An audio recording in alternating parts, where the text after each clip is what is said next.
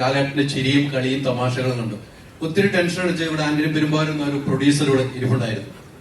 ആ സമയത്തൊക്കെ ഡെയിലി രാത്രി നിങ്ങൾ കോൾ ചെയ്യുമായിരുന്നു. എപ്പോഴും നിങ്ങൾ ഷെയർ ചെയ്തുകൊണ്ടിരുന്ന എന്തായിരുന്നു? അത്ര എൻജോയ് ചെയ്ത ഏറ്റവും നല്ല ഇന്റർവ്യൂ ഏതായിരുന്നു ലാലേട്ടൻ ഫീൽ? ഞാൻ ചിരിച്ച് കളിച്ച് സംസാരിക്കുന്നത് തെറ്റാണോ?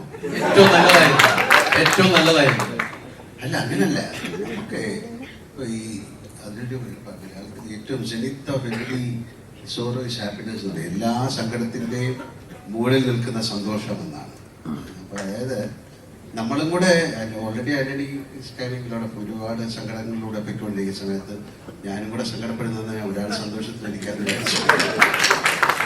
അങ്ങനല്ല, നമ്മളെ ഒരു ചോദ്യങ്ങൾ എങ്ങനെയായിരുന്നു, അതില് ഒരു വ്യത്യസ്തമായ കാര്യങ്ങളായിരുന്നു. പിന്നെ നമുക്കൊരു 10-12 ഇന്റർവ്യൂ കഴിയുമ്പോഴത്തേക്ക് ഒരു ഡിസോറിയന്റഡ് ആവും. നമ്മൾ എന്താ പറയുന്നതെന്ന് അറിയാൻ പറ്റില്ല. ചില തമാശകൾ പറഞ്ഞു തന്നേ ഉള്ളൂ. കാര്യം പിന്നെ സന്തോഷിക്കാതിരിക്കാനുള്ള കാരണങ്ങളൊന്നുമില്ലായിരുന്നു സിനിമയെ സംബന്ധിച്ച്. ബാക്കി വേറെ കാര്യങ്ങളൊക്കെ ഉണ്ടാവും.